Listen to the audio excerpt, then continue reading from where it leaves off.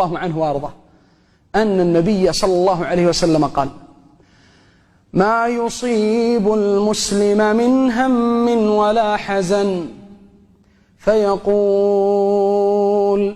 اللهم إني عبدك ابن عبدك ابن أمتك ناصيتي بيدك ماض في حكمك عدل في قضاؤك أسألك بكل اسم هو لك سميت به نفسك أو أنزلته في كتابك أو علمته أحدا من خلقك أو استأثرت به في علم الغيب عندك أن تجعل القرآن العظيم ربيع قلبي ونور صدري وجلاء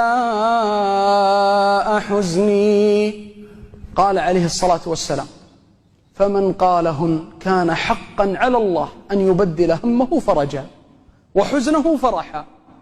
قالوا: يا رسول الله أفلا نتعلمهن؟ قال: حق لمن سمعهن أن يتعلمهن، حق على من سمعهن أن يتعلمهن.